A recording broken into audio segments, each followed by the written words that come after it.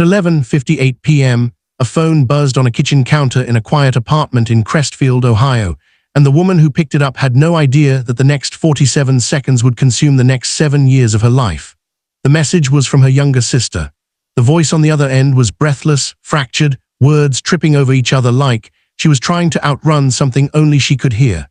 She said she was sorry. She said she needed to fix something. She said she would explain everything in the morning. Then, the recording cut off mid-sentence, swallowed by static, and Emily Carter was never seen again. What should have been the most straightforward piece of evidence in the entire case became the most argued over 47 seconds in Crestfield's history. Investigators listened to it dozens of times. Family members listened to it until they couldn't sleep without hearing it in their heads.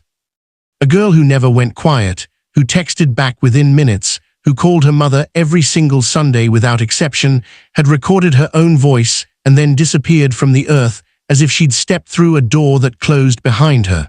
No body, no struggle, no answers. Years that voice note sat in an evidence folder, treated as a goodbye note from a girl who simply wanted to vanish on her own terms. The official theory was clean and convenient, a young woman overwhelmed by her life choosing to walk away from it. Case files were stamped, shelved, and forgotten by everyone except the people who loved her. But what almost nobody noticed, what almost nobody was equipped to hear, was something underneath Emily's voice in that recording. Not noise, not static. Something alive, breathing in rhythm with her pauses, present in the room with her in the final seconds anyone ever heard from Emily Carter. It would take 7 years, one obsessive amateur audio engineer, and a financial record nobody thought to question for the truth to surface. And when it didn't just rewrite what happened to Emily. It rewrote who everyone thought she was, who she trusted, and exactly how far the people around her were willing to go to keep her quiet. If you're new to Echo Frame Stories TV, this is exactly the kind of case we live for, so go ahead and subscribe and turn on notifications now, because by the time this story ends, you will understand why this one still keeps investigators up at night. To understand how Emily Carter disappeared without a single witness, you first have to understand who she was before that night, because everything about her life made the official story almost impossible to believe. Emily was 22 years old, the kind of person who organized her week down to the hour and still managed to make people feel like she had all the time in the world for them. She worked mornings and weekends at her aunt's diner on the edge of town, the kind of place with cracked vinyl booths and a bell over the door that everybody in Crestfield had heard 1,000 times. She was saving every spare dollar toward nursing school, 2 semesters away from finally starting, and she talked about it the way other people talk about moving to a new country. Her relationship with her older sister, Dana, was the center of her world. They were 4 years apart but talked daily, sometimes multiple times a day, about nothing important and everything important all at once. Dana would later describe Emily as someone who couldn't sit with a bad feeling quietly. If something was wrong, Emily said so. If she was scared, she said that too. This detail would matter more than almost anyone realized at the time, because a girl who spoke her fears out loud her entire life chose, in her final weeks, to start keeping secrets instead. Emily's mother, Linda, worked nights at the regional hospital and had raised both girls largely on her own after their father moved out of state when Emily was 9. The family wasn't wealthy, but they were close in the specific way families become close when they've had to lean on each other through hard years. Emily's boyfriend, Caleb Whitfield, had been in the picture for just over a year, quiet and steady on the surface, the kind of relationship nobody in the family worried much about because there was nothing dramatic to worry over. And then there was Robert Holloway, a longtime town councilman who had mentored Emily since she was 17 years old, back when she volunteered on his first campaign, and he told her she had the kind of mind this town needed more of. For most of her early 20s, Emily's life looked almost suspiciously ordinary. She clocked in at the diner. She ran small errands for Holloway's office on weekends to make extra cash. She studied for her nursing prerequisites at the kitchen table until midnight, and she called her mother every Sunday like clockwork. People who knew her describe a young woman who didn't have secrets because she didn't see the point of carrying anything alone. That description matters because in the 6 weeks before she disappeared, something shifted, and almost nobody noticed it happening in real time. The first sign, the one Dana would replay endlessly in her mind afterward, was small enough to dismiss. Emily started locking her bedroom door at night. It hadn't been a habit before. The apartment she shared with a roommate had always felt safe enough that doors stayed open, lights stayed on, life stayed loud and casual. Suddenly, there was a deadbolt being used every single night, and when her roommate asked about it, Emily laughed it off as wanting more privacy now that she was getting serious with Caleb. Nobody pushed further. Nobody had a reason to. In hindsight, that locked door wasn't about privacy at all. It was the first physical evidence of fear, the kind of fear someone doesn't yet have the words to explain out loud, so instead they just quietly start protecting themselves in small, deniable ways. Emily Carter, the girl who never sat with a bad feeling quietly, had started sitting with one anyway. And whatever that feeling was, it was about to follow her out of her bedroom and into the last night of her life. The day Emily disappeared started exactly like hundreds of days before it, which is part of why almost nobody around her sensed anything was wrong until it was far too late. She worked the morning shift at the diner, refilled coffee, joked with regulars, and clocked out a little after 2 in the afternoon looking, according to her aunt, completely normal. There was no visible tension, no rushed exit, nothing that stood out enough to remember on its own. It's only in retrospect, once investigators started pulling apart every minute of that day, that one moment stopped looking ordinary at all. Around 4 in the afternoon, Emily stepped outside the diner to take a phone call. This itself wasn't unusual. She often stepped out for privacy when talking to Caleb or her mother. What was unusual, according to her aunt who happened to glance out the window, was how long she stayed out there, packing along the side of the building with one arm wrapped tightly across her stomach, the universal posture of someone trying to hold themselves together. The call lasted almost 11 minutes. When Emily came back inside, she forced a smile, finished her closing tasks, and said nothing about it to anyone. That night, Emily told her roommate she had plans to go fix something before bed, a phrase vague enough to mean almost anything and specific enough that it would later be picked apart syllable by syllable in interview rooms. She left the apartment around 11:30 p.m. Where she went in those final 28 minutes before her voice note was sent remains one of the most disputed gaps in the entire case, because her phone's location data from that window was never fully recovered, lost to a technical failure that investigators would later struggle to adequately explain. At 11:58 p.m., Dana's phone buzzed with the message that would haunt her for the rest of her life. Emily's voice arrived broken into fragments, breathing hard between words, apologizing for something she never named, saying she needed to fix things and that she would explain everything in the morning. And then, mid-sentence, the recording simply stopped, not faded, not trailed off naturally. It cut the way audio cuts when something interrupts the recording itself rather than the person speaking into it. Dana tried calling back immediately. The call went straight to voicemail. She tried again 4 minutes later, then 6 minutes after that, each attempt sliding straight past ringing into silence, which told her Emily's phone was either off or already dead. By 1 a.m., unable to shake the feeling that something was deeply wrong despite having no concrete reason to point to, Dana drove to Emily's apartment herself. The lights were off. The roommate hadn't heard her come home. And less than half a mile away, in a quiet stretch of road just off the highway, Emily's car was found the next morning by a passing driver, engines still running, driver's side door hanging open, headlights pointed into the dark, like they'd been left on for someone who never came back to turn them off. There was no blood inside the vehicle, no signs of forced entry, no broken glass, no evidence of a physical struggle of any kind. Her purse sat untouched on the passenger seat. Her phone, the device that had recorded her final words to anyone, was found in the footwell, completely dead, its battery drained in a way that didn't match normal use for that time of night. To the responding officer who arrived at the scene first, the picture seemed almost disturbingly simple. A young woman, overwhelmed by whatever she meant by needing to fix something, had pulled over, left her car running out of panic or haste, and walked away of her own accord. That single assumption, made within the first hour of the investigation, would shape the entire case for years to come. Because once a disappearance gets labeled voluntary in the minds of the people meant to investigate it, the urgency disappears with it. Search efforts slow, resources shift elsewhere, and the most damning piece of evidence in the entire case, the one we just heard, gets filed away as confirmation of a theory instead of being questioned as a crime scene in audio form. If you've got a theory already forming about what really happened that night, drop it in the comments right now before the truth gets revealed later in this video.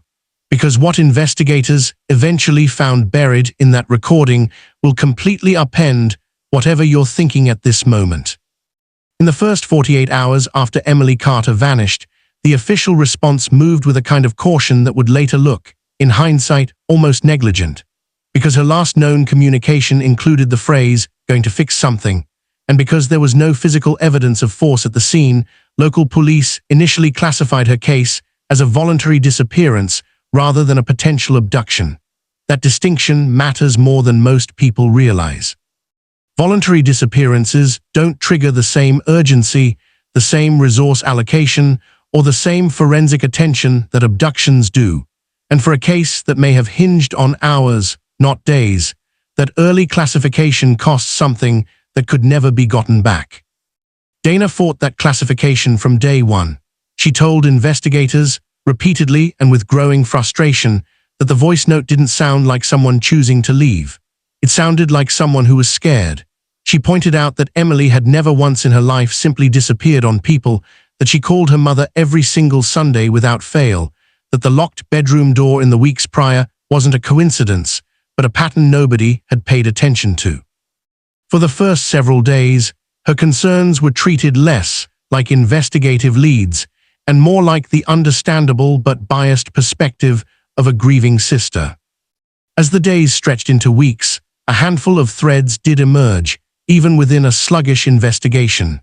Caleb, Emily's boyfriend, claimed he'd been home alone the entire night, but a gap in his account, roughly 90 minutes, where his own phone showed no activity at all, raised enough suspicion that he became an early person of interest.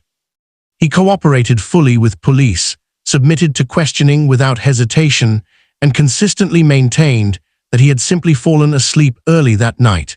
But the unexplained gap lingered over him for months, coloring how the town viewed him long after investigators quietly moved their attention elsewhere.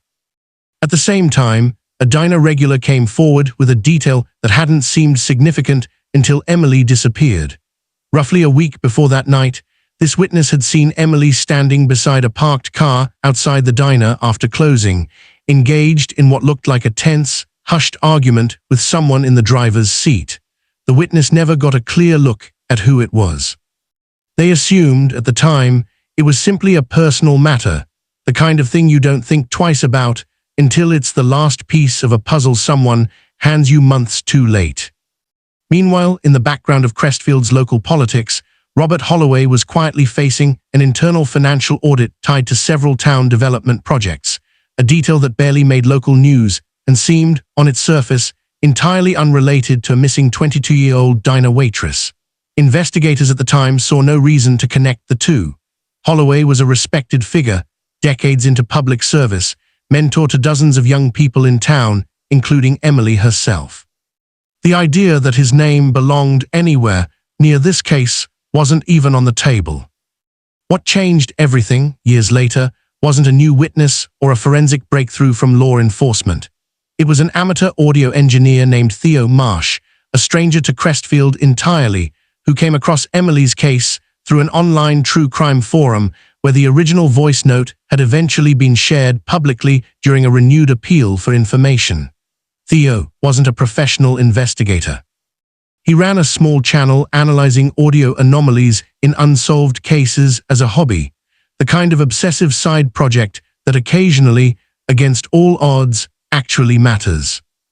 Theo isolated the frequencies beneath Emily's voice using software far more sensitive than anything used in the original investigation, and what he found made him stop everything else he was working on. Underneath Emily's broken, breathless words, there was a second breathing pattern, distinct from hers, rising and falling in sync with her pauses in a way that background noise simply does not do. Background noise doesn't wait for someone to stop talking before it breathes. This was a person, present in the room with Emily, deliberately staying silent while she spoke. When Theo published his analysis publicly, it spread fast, and for the first time in years, Emily's case received renewed pressure to be reopened. Investigators, embarrassed by how thoroughly an outsider had outperformed their own original audio review, finally agreed to take a second look, this time treating the recording not as a farewell, but as evidence of a crime scene captured by accident in real time. It was during this renewed review that someone finally pulled an old financial record that had been sitting untouched in a peripheral file for years. A record connecting Emily's name, through her diner bookkeeping duties, to transactions tied directly to Robert Holloway's development projects. That single document, ignored for years because nobody had thought to look for it, was about to reveal exactly what Emily Carter had stumbled onto in the weeks before she vanished, and exactly why someone needed her to disappear before she could say it out loud.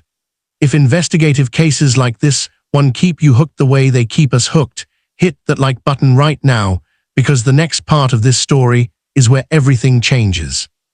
Once investigators finally connected Emily's bookkeeping work at the diner to Holloway's development accounts, the case stopped looking like a young woman who walked away from her life and started looking like a young woman who got too close to someone else's. For years, Emily had quietly handled basic accounting for her aunt's diner as part of her hours there, simple bookkeeping that nobody, including Emily herself initially, thought twice about. But several months before her disappearance, a routine reconciliation error led her to notice payments flowing through the diner's accounts that didn't match any actual diner expenses, small enough individually to overlook, but consistent enough over time to form a pattern once someone actually sat down and traced it. What Emily had unknowingly uncovered was a laundering scheme tied to Holloway's town development funds, using small local businesses, the diner among them, as pass-through accounts to disguise misappropriated public money. It was the kind of scheme built to survive exactly the level of scrutiny a small town typically applies to its long-trusted officials, which is to say almost none at all. Holloway had spent decades building goodwill, mentoring local kids, funding little league teams, showing up at every town event with a handshake and a smile. Nobody was looking for fraud from a man like that, which is precisely why it worked for as long as it did. Emily, methodical and uncomfortable, letting a bad feeling sit quietly the way she always had been, didn't immediately go to police. Instead, she did what a frightened 22-year-old with no resources and a deep, complicated personal connection to the man involved actually does. She tried to handle it quietly herself. She began pulling together records on her own time. Cross-referencing invoices, building a picture she planned to eventually bring either to her family or to someone she trusted in local law enforcement, once she had enough to be taken seriously rather than dismissed. That 11-minute phone call outside the diner, the one her aunt noticed but didn't think much of at the time, was Holloway himself. He had learned, through channels never fully clarified in court, that Emily had been asking questions about specific transactions. The call wasn't explicitly threatening, according to what was later reconstructed. It didn't need to be. Holloway simply made clear that he knew what she'd found, framed it as a misunderstanding he could explain privately, and asked her, as someone who had mentored her for years, to trust him enough to handle it quietly rather than involve anyone else. It's worth pausing here to address the question almost everyone watching is asking by now. Was it Caleb? For months, both in the original investigation and in the renewed public interest that followed Theo's audio discovery, suspicions circled tightly around him. The boyfriend with the unexplained 90-minute gap, the person closest to Emily in her final weeks. But as the financial trail deepened, investigators confirmed something that had been sitting in plain sight the entire time. Caleb had no access to the diner's books, no connection to Holloway's development accounts, and critically, his phone's dead battery that night was later corroborated by his own roommate, who remembered him asleep on the couch before 11. The 90-minute gap was exactly what he always claimed it was. Caleb wasn't the second voice on that recording. Someone far closer to the diner itself was. That second voice belonged to Pete Sullivan, a longtime handyman and family friend who had worked odd jobs around the diner for years, close enough to the family that he had a spare key, close enough that nobody, including Emily, ever thought to be cautious around him. Pete had been quietly struggling financially for years, behind on payments, drowning in debts most people in town never knew about, and Holloway had been paying him small, informal sums for months to simply keep an eye on things around the diner, ostensibly as routine maintenance oversight, but in reality as a way of monitoring Emily without raising suspicion. On the night Emily disappeared, after that tense 11-minute call with Holloway, she had gone, not home, but to the diner itself, intending to retrieve a folder of physical records she'd hidden there as backup to what she'd compiled digitally. Pete was already inside, working late on a maintenance job that, in hindsight, was almost certainly a pretext arranged in advance. When Emily arrived and realized he was there at that hour, something in her instincts told her to be afraid, which is exactly the moment she stepped outside, dialed her sister, and began recording that final, fractured message. The voice note wasn't a goodbye. It was Emily, mid-panic, trying to leave a record of what was happening in real time before Pete, alarmed that she was on the phone and recording something, closed the distance between them and the call cut off. The second breathing pattern Theo Marsh identified years later wasn't ambient noise from inside the diner. It was Pete, standing close enough to hear every word Emily said, holding his breath in the specific way people do when they're trying not to be noticed by someone who has already noticed them. What happened in the minutes immediately following that recording remains, even after trial, partially reconstructed rather than fully witnessed, pieced together from physical evidence rather than a complete confession.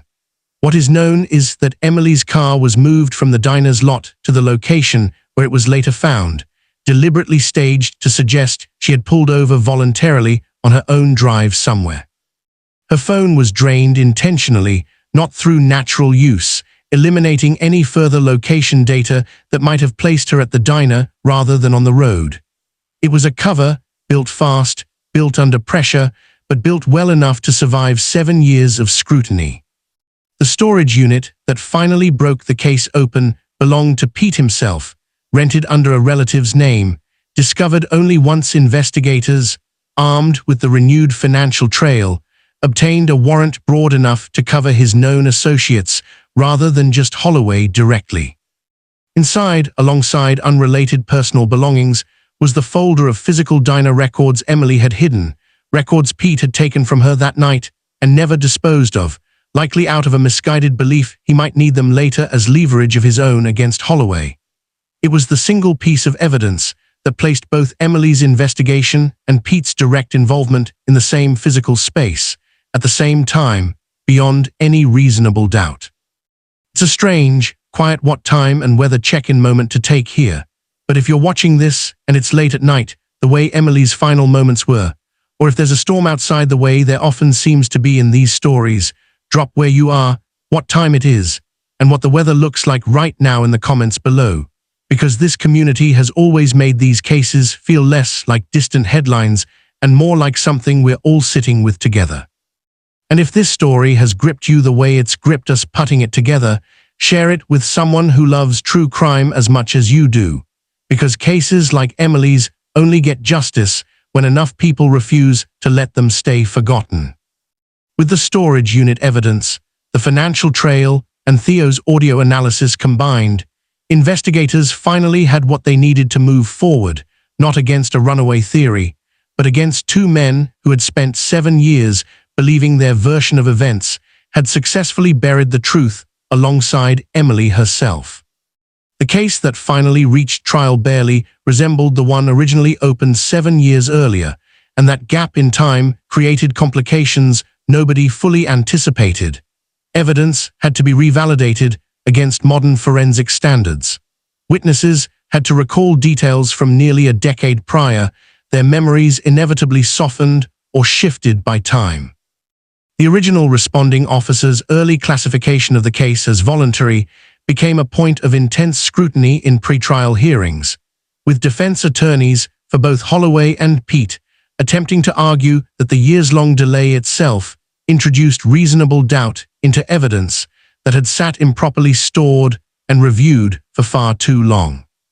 The prosecution's case rested heavily on three pillars: the financial trail tying Emily's bookkeeping discovery directly to Holloway's development fund scheme, the storage unit evidence physically connecting Pete to the records Emily had hidden, and most powerfully, Theo Marsh's audio analysis, which by this point had been independently verified by forensic audio specialists retained specifically for trial. The defense fought hard to have the audio evidence excluded entirely, arguing it was originally analyzed by a non-professional outside any formal chain of custody, but the court ultimately allowed it, ruling that the underlying recording itself had always been properly preserved evidence, regardless of who first identified what was hidden inside it. The most charged moment of the entire trial came during cross-examination of Pete Sullivan, when prosecutors played the isolated audio, the second breathing pattern, slowed and amplified, for the courtroom directly. Dana, seated in the gallery, would later describe it as the first time in 7 years she felt the room finally understand what she had been saying from the very first day, that her sister's final recording was not a farewell. It was a girl, scared and alone, trying to leave evidence behind in the only way she had left. Pete ultimately accepted a plea agreement rather than risk a full jury verdict, providing testimony against Holloway in exchange for a reduced sentence, testimony that filled in several of the remaining gaps the prosecution hadn't been able to fully reconstruct on physical evidence alone. According to his account, Emily's death that night was not something either man had planned in advance. It occurred in the chaos of the confrontation at the diner, a detail that did little to soften the verdict but offered the family, for the first time, something close to a complete picture of what actually happened. Holloway, facing both the original financial fraud charges and now charges directly connected to Emily's death, fought the case far longer and far harder than Pete had, maintaining his innocence regarding her death, specifically even as the financial evidence against him became effectively undeniable. The jury ultimately convicted him on the most serious charges related to both the fraud and his role in what followed Emily's confrontation with Pete that night, a verdict that effectively ended decades of carefully built public trust in a single afternoon. In the aftermath, Crestfield changed in ways both visible and quiet. The diner, the place Emily had worked, saved toward her future from, and ultimately died trying to protect the truth about, closed permanently within the year, unable to survive the weight of what the building had come to represent in the town's memory. Holloway's name was removed from civic buildings and programs across town within months, a slow, almost ceremonial erasure of someone who had spent decades building a legacy that collapsed the moment its foundation was finally examined honestly. For Dana, after 7 years of being the only person who consistently refused to accept the official story, the verdict brought validation, but validation was never the same thing as having her sister back. If there's another case you think deserves this kind of attention, the kind that sat forgotten until someone refused to let it stay that way, tell us which one we should investigate next, because this channel exists specifically for cases exactly like this one. What stays with you most, after spending this much time inside Emily Carter's case, isn't the financial scheme or even the conviction that finally came 7 years too late. It's the 47 seconds that started everything, the recording that almost every official voice in this case initially dismissed as a goodbye when it was actually the opposite. Emily wasn't trying to leave. She was trying to make sure that if something happened to her, there would be proof. She didn't get to finish that sentence on the recording, the one where she said she would explain everything in the morning, but in the end, the unfinished sentence became the explanation itself. Crestfield today looks, on its surface, like it has moved on the way small towns eventually do. The diner sits empty, windows papered over, the bell above the door long since gone quiet. Holloway's name has been quietly scraped off plaques and building dedications across town, replaced by blank spaces nobody has bothered to fill in yet. Dana still lives nearby, still keeps that voice note saved, not because she needs to re-listen to it anymore, but because for 7 years it was the only thing in the world that proved she had been right all along about her sister. There are still pieces of this case that remain unresolved in the ways true crime cases often do even after a verdict. The full extent of Holloway's scheme across other local businesses was never entirely mapped. Several smaller transactions, possibly involving other unwitting participants the way Emily herself had been, were left unexamined once prosecutors had enough to secure conviction. Justice, in cases like this, is rarely a clean, total accounting. It's usually just enough truth to close the loudest, most urgent wound, while smaller ones are left to heal, or not, on their own. What this case ultimately proves, more than almost any other we've covered on this channel, is that the most damning evidence isn't always what someone says. Sometimes it's what they don't get the chance to finish saying, the silence underneath their words, the second breath nobody was supposed to notice. Emily Carter spent her whole life refusing to sit quietly with a bad feeling, and in the end, the world finally listened, just 7 years later than it should have. If you made it this far, you already know why we say stay until the end on every single one of these documentaries, because the final revelation in this case, the second voice hiding beneath Emily's own, is exactly the kind of detail that changes everything once you actually hear it. Drop your thoughts in the comments below, because this community has always been the reason cases like this don't stay forgotten, and we'll see you in the next one.